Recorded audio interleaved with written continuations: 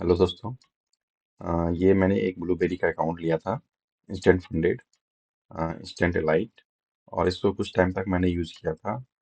और यूज करने के कुछ टाइम के बाद मुझे एक मेल आया, लगभग 3-4 दिन के बाद। मैं आपको दिखाता हूँ। ये ब्लूबेरी फंडेड ब्रीच नोटिस। तो एक्चुअली इसके रूल के बारे में मैंने पढ़ा था थोड़ा बहुत, लेकिन पूरी डिटेल में मैंने नहीं देखा था कि क्या हुआ था। तो यहाँ पे रूल अगर आप देखेंगे तो policy breach for reverse hand post taking. फिर उसके बाद मैंने यूट्यूब पे सर्च किया बहुत सारा वीडियो की क्यों ये प्रॉब्लम आई है, लेकिन मतलब क्लियरली बहुत से वीडियो मैंने देखा, लेकिन क्लियरली उसमें विथ एग्जांपल नहीं बताया गया कि क्यों ये क्या करते हैं आप, तो कौन सा रूल आपका ब्रेक होता है। इसलिए मैंने सोचा मैं इस पे एक क्लियर वीडियो बना दूं, क्योंकि अगर आप भी लेते हैं, सपोज कोई भी इसका अकाउंट लेते हैं, तो उस रूल्स को अगर आप ब्रेक करेंगे तो आपका जो अकाउंट है इंस्टेंटली वो उड़ जाएगा। चाहे आप 1 स्टेप लेते हैं, 2 स्टेप लेते हैं, या जीरो अकाउंट लेते हैं, कोई भी अकाउंट लेते हैं। तो इस रूल को चलिए हम समझते हैं एग्जाम्पल के साथ एक एक करके। तो ये मैंने रूल्स ओपन कर लिया है। प्रोहिबिटेड स्ट्रेटजी इसमें पहला है कि गैम्बलिंग आपको नहीं करना है। बेसिकली गैम्बलिंग में होता क्या है, एक्सेसिव। सबसे पहला जो इसका है, holding 50% or more for your trades less than a minute. मतलब ये बता रहा है जो जो भी आप ट्रेड ले रहे हैं उसमें से 50% से ज़्यादा ट्रेड जो है, या 50%, मतलब 1 मिनट से कम नहीं में आपको नहीं काटना है। इसको हम एग्जांपल के साथ अगर देखें, सपोज मैंने गोल्ड में सपोज ट्रेड लिया, तो मैंने यहाँ पे 10 ट्रेड लिया गोल्ड का। और अगर उसमें से मैं 5 या 6 ट्रेड, अगर मेरा 1 मिनट से कम टाइम में मैं कट कर रहा हूँ, तो ये भी एक रूल ब्रीच माना जाएगा। तो इसीलिए आप ज़्यादा से ज़्यादा मतलब एक अपने आप में मतलब ये सेटअप रखें कि कोई भी ट्रेड अगर आप लेते हैं तो वो 1 मिनट से ज़्यादा ही होना चाहिए, उससे कम ना होना चाहिए। क्योंकि ये पहला ही रूल है, क्योंकि इसे अगर आप ये फॉलो नहीं करते हैं तो फिर वो हाई फ्रिक्वेंसी ट्रेडिंग या स्कैल्पिंग माना जाएगा। क्योंकि आप लेते हैं, फिर कुछ सेकंड के बाद उसको काट पोजिशन कट करते हैं, फिर लेते हैं, फिर कट करते हैं। तो ये रूल पहला है, इसको आपको हमेशा ध्यान में रखना है। दूसरा आता है इसका मार्टिन रूल। मार्टिन रूल में बहुत सारे नियम हैं, इसे हम एक एक करके समझते हैं क्लियरली। तो सबसे पहला है इसमें, ट्रेडिंग अकाउंट्स में not use Martin strategy progressive increase lot size after losses. इसमें है कि सपोज आपने कोई ट्रेड लिया, मैं यहाँ पे गोल्ड की बात करता हूँ।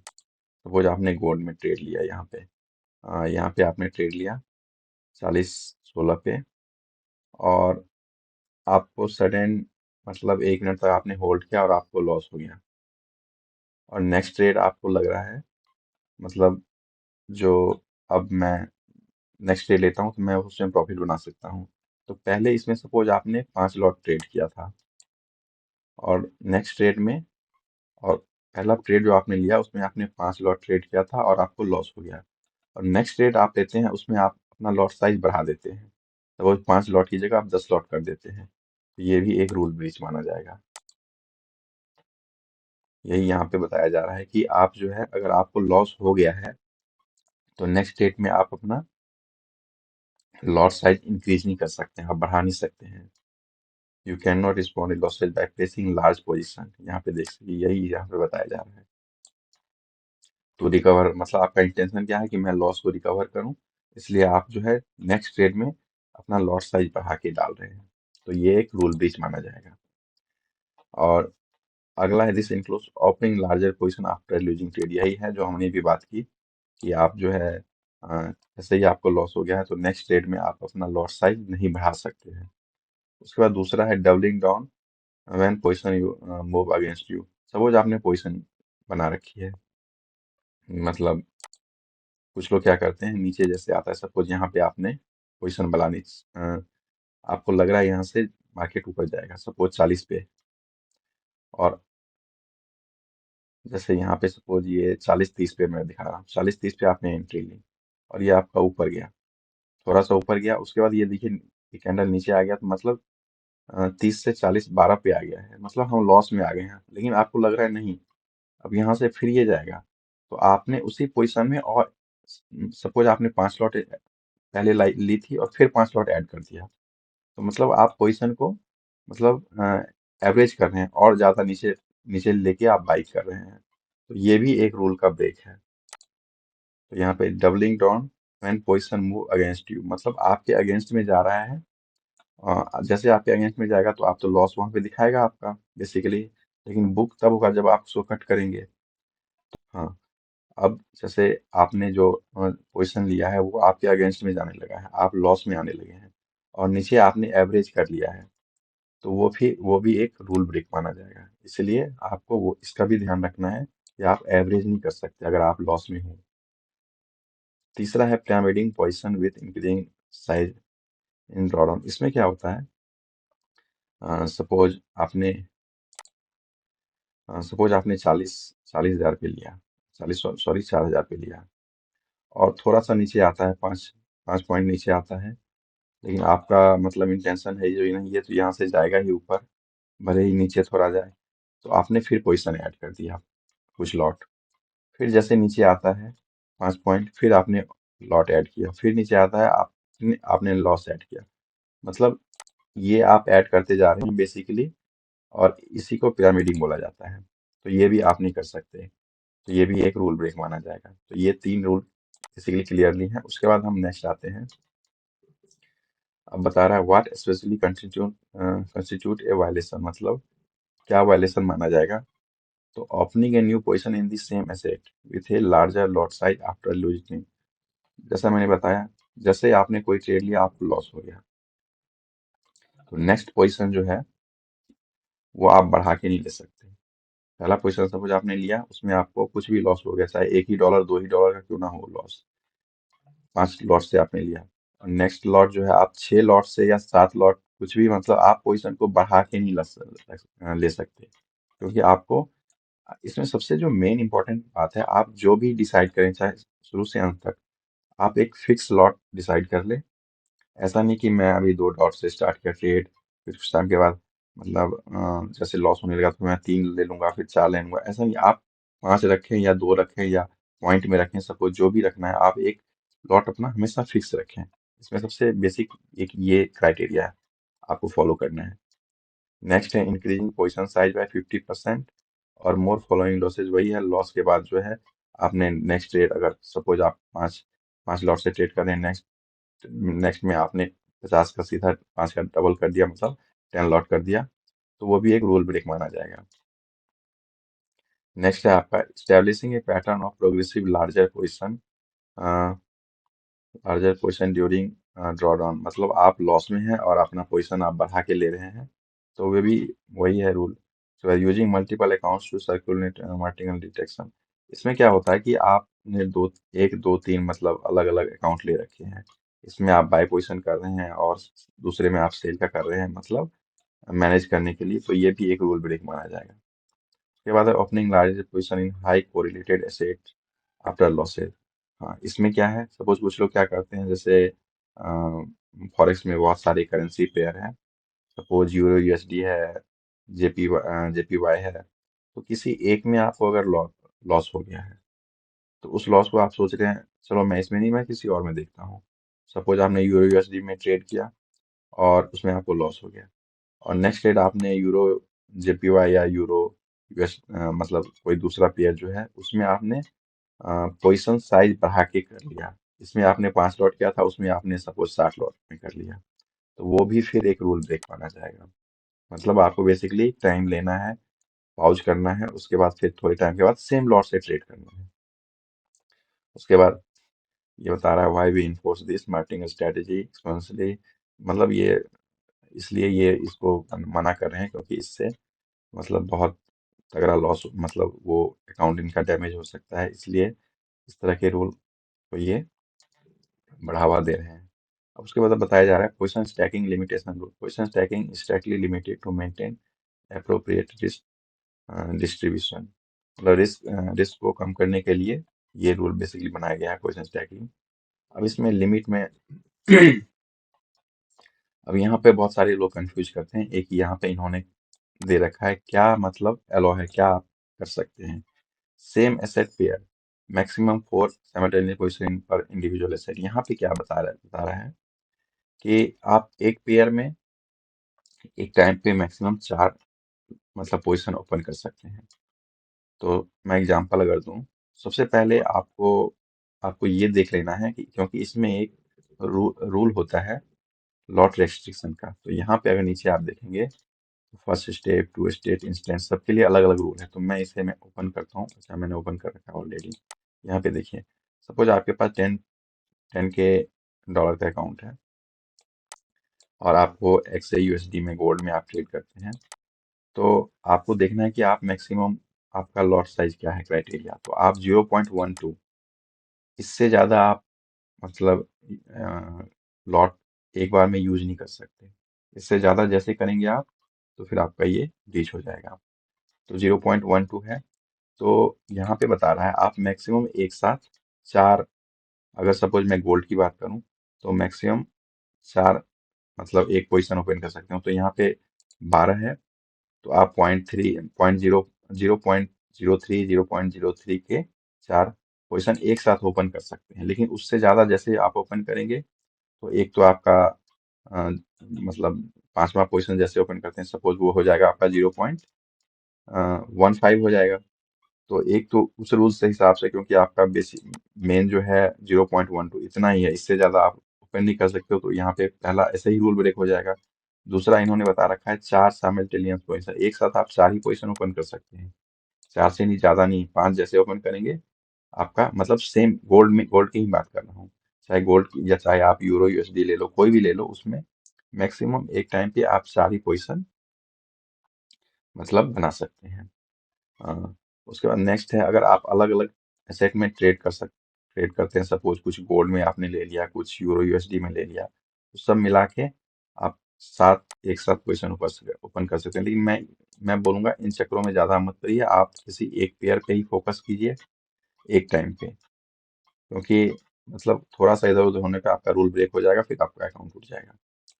उसके बाद क्या बताया जा रहा है, what as constitute violation same asset pair having five or more open pair, वही बता रहा है। मतलब आप एक बार में मतलब चार ही, जैसे यूरो एसडी का इसने एग्जांपल दिया है, इसमें चार से ज्यादा जैसे ही आप जाएंगे तो आपका उड़ जाएगा। लेकिन चार में आपको ध्यान देना है, सपोज अगर यूरो यूएसडी की बात करूं, यहाँ पे फॉरेक्स है, जैसे फॉरेक्स में आ जाएगा यूरो यूएसडी। तो यहाँ पे 10K का अकाउंट अगर मैं देखूं, 10K के अकाउंट में तो यूरो यूएसडी में 0.75, मतलब 0.13 या 14 के आसपास एक पोजीशन में आपका होना चाहिए, और चार पोजीशन मिला के 0.75 के नीचे ही रहेगा। मतलब चारों पोजीशन आपका मिला के जो आपका मैक्सिमम है 0.75 लॉट, उससे नीचे ही होना चाहिए, उससे ज़्यादा नहीं होना चाहिए। जैसे ज़्यादा होगा तो वो तो ऑलरेडी वैसे ही आपका उड़ जाएगा। उसके बाद मल्टीपल एसेट हैविंग एट और मोर, वही ये बताया जा रहा है जो यहाँ पे है। मतलब साथ ही मैक्सिमम आपका अलग अलग पोजीशन, अलग अलग एसेट में अगर आप ट्रेड ले रहे हैं तो सात से ज्यादा नहीं होना चाहिए, उसके अंदर ही होना चाहिए। अब यहाँ पे नेक्स्ट बताया जा रहा है वही, आप one step, two step, stand, सबके लिए अलग अलग रूल है। साफ आपको ओपन करके साफ, जैसे सपोज मैं वन स्टेप का ओपन करता हूँ, तो वन स्टेप में देखिए यहाँ पे दिया है, सपोज आपका 10K का अकाउंट है, तो गोल्ड के लिए मैक्सिमम है 0.20, इससे ज़्यादा आप नहीं ले सकते। तो एक साथ आप चार पोजीशन ले सकते हैं। तो 0.05 का चार पोजीशन एक साथ ओपन कर सकते हैं। और इसी तरह टू का जो है, टू का अलग होगा। टू की अगर हम बात करें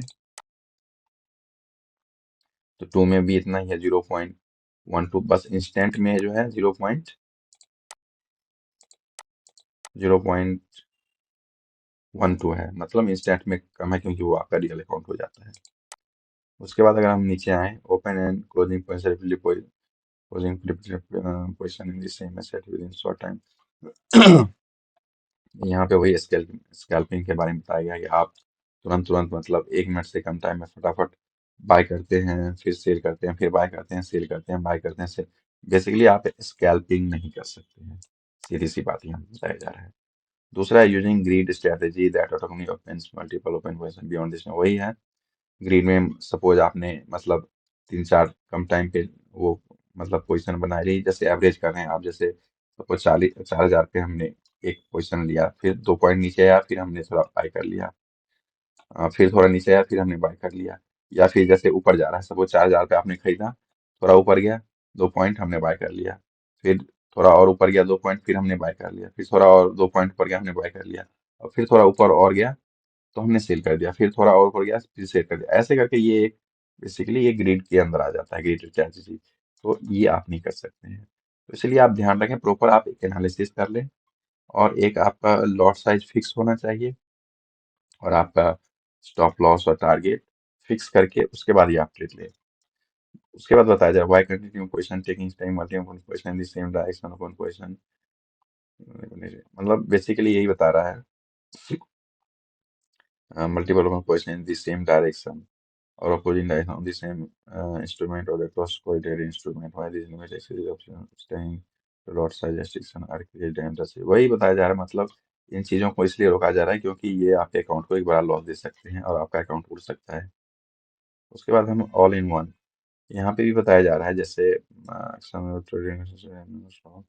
आप एक सपोज बड़ा पोजीशन लेते हैं, और वो भी आप ऐसे ही बिना प्रॉपर एनालिसिस के, बिना स्टॉप लॉस के, या बिना कोई टारगेट फिक्स किए हुए लेते हैं, तो फिर वो मतलब एक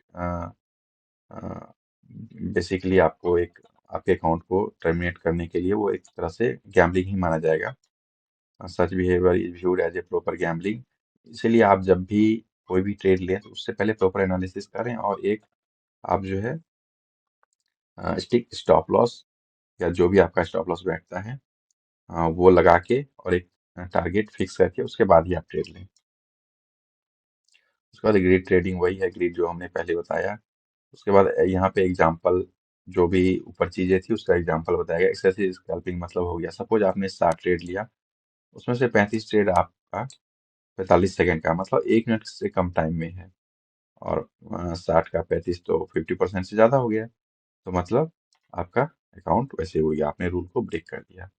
दूसरा है ग्रिड स्ट्रैटेजी, वही समझाया गया। सपोज आप AUD और USD में ट्रेड लेते हैं, पहला पोजीशन आपने 0.767 पे बाय किया, फिर 20 नेक्स्ट पोजीशन आपने थोड़ा सा ऊपर गया 0.620, वहां पे बाय कर लिया, फिर थोड़ा सा और ऊपर गया 0.6740, वहां पे बाय कर लिया, और 20 पॉइंट के पिप्स के इंटरवल पे आप सेल करते जा रहे हो। तो ये एक ग्रिड ट्रेडिंग, इसी को बोला जाता है ग्रिड स्ट्रेटेजी। तो ये तो ऑलरेडी इन्होंने बता रखा है, जो इसमें आपका अकाउंट ब्रीच माना जाएगा। उसके बाद नेक्स्ट है reverse hand post taking losses. यही एक है जिसमें जिसके चलते मेरा अकाउंट उड़ा था। मैं आपको दिखा देता हूँ यहाँ पे, reverse hand post taking losses. यहाँ पे अगर हम ईमेल अकाउंट करूँ, यहाँ पे देखिए reverse hand post taking losses, एक यही है। मतलब इसमें मैंने किया क्या था बेसिकली, इसमें होता क्या है, सपोज आपने पोजीशन बनाया, पहला पोजीशन सपोज आपने 3 लॉट या 5 लॉट लिया सपोज आपने, और आपको लॉस हो गया, और तो कुछ टाइम के बाद तुरंत जो है आप उस लॉस को रिकवर करके आपने पोजीशन बढ़ा दिया। मैंने भी क्या किया, पहले 5 लॉट लिया था, जैसे फिर उसको लॉस होने के बाद मैंने काटा, और अगेंस्ट जा रहा था जैसे, और मैंने एक तो आपको तुरंत अगेंस्ट में ट्रेड नहीं लेना है अगर आप लॉस में हो तो उस ऊपर से आप पोजीशन बढ़ा के नहीं ले सकते। तो वही मैंने किया था, वही रिवर्स हैंड पोजीशन, मतलब टेकिंग लॉसेज। लॉस को रिकवर करने के इंटेंशन से आप अगर रिवर्स में पोजीशन ले लेते हैं तुरंत, तो फिर आपका अकाउंट हो सकता है। तो इसमें कब लें, ये क्वेश्चन आता है। इन्होंने बता रखा है कि 5 मिनट का मिनिमम टाइम डायरेक्शन हो। सपोज आपने पहला ट्रेड लिया, आपको लॉस हो गया, आप 5 मिनट तक वेट कीजिए। मैं तो बोलूंगा 5 मिनट से ज्यादा, मतलब 10 मिनट ले लीजिए, थोड़ा, जब तक कैंडल पूरी फॉर्म ना हो जाए। उसके बाद जो है, क्योंकि 5 मिनट पे आप जैसे ट्रेड करते हैं, सपोज पहले कैंडल पे आपने क्लोज कर दिया ट्रेड, या सेकेंड कैंडल पे, तो आपको आप उतना काउंट नहीं करेंगे ये 4 मिनट हो रहा है या 3 मिनट हो रहा है। इसलिए कम से कम अगर 5 मिनट पे ट्रेड करते हैं, कम से कम 2 कैंडल क्लोज होने का वेट कीजिए, और उसके बाद जो है नेक्स्ट ट्रेड जो है आप लें, चाहे वो रिवर्स में हो या डायरेक्शन में हो, लेकिन आपको लॉट साइज सेम रखना है, लॉट साइज बढ़ाना नहीं है। ये आपको हमेशा ध्यान में रखना है। तो ये था, ये बेसिकली यही रूल था। अ, इस रूल को आप फॉलो करेंगे तो आपका अकाउंट नहीं उड़ेगा, बच सकता है। उसके बाद ये कुछ नोट दिया गया है। A trade define a position held in a specific pair which can include multiple entries with similar timing and lot size. Multiple entry on the same pair at the same time may count as, वही बताया जा रहा है। मतलब आप एक साथ अगर मल्टीपल एंट्री लेते हैं एक टाइम फ्रेम, सपोज आपने एक एक 2-2 मिनट के अंतर पे अगर 3-4 एक साथ पोजीशन ले ली है, जो आपका मैक्सिमम लॉस लिमिट है, जैसे गोल्ड में मैंने इंस्टेंट के लिए दिखाया 0.12, तो वो सारा मिला के आपका एक ही ट्रेड माना जाएगा। उसके बाद जो है इंस्टेंट फंडेड के बारे में इन्होंने बताया है, वैल्यू पेज में कर दे। इसमें बता रहा है जैसे आप इंस्टेंट फंडेड में हो तो हो सकता है आपको ये मतलब आपने कोई रूल ब्रेक कर दिया, चाहे इंटेंशनली किया हो या आपको पता नहीं है अनजाने में किया है, लेकिन फिर भी वो आपका अकाउंट टर्मिनेट हो सकता है। टर्मिनेट हो सकता है क्या, हो ही जाता है बेसिकली। तो इसीलिए इस चीज़ों को आप, और ये इसके बारे में आपको कोई नोटिस वगैरह भी नहीं भेज सकते हैं इसके बारे में, ये लेकिन जनरली भेज ही देते हैं। तो ये कुछ रूल्स थे इसके। इसे अगर आपको समझ में ना आया हो तो आप इस वीडियो को फिर से एक एक करके देख लें, क्योंकि मैंने सारी चीज़ें एग्जाम्पल के साथ समझा दी हैं। आपको कहीं इसमें दिक्कत तो आनी नहीं चाहिए, जो मुझे लग रहा है सारे टॉपिक को तो मैंने ऑलरेडी इसमें कवर कर ही लिया है। ये बेसिकली यही रूल है, इसको आप फॉलो करें तो आपका अकाउंट ब्रीच होने से बच सकता है। तो चलिए इस वीडियो में इतना ही। वीडियो अगर अच्छा लगा तो प्लीज़ लाइक और शेयर कीजिए, जिससे दूसरों को भी इससे हेल्प मिले। और अगर आप मेरे एफिलिएट के थ्रू अकाउंट ओपन करवाना चाहते हैं तो नीचे मैंने ऑलरेडी इसका लिंक दे रखा है।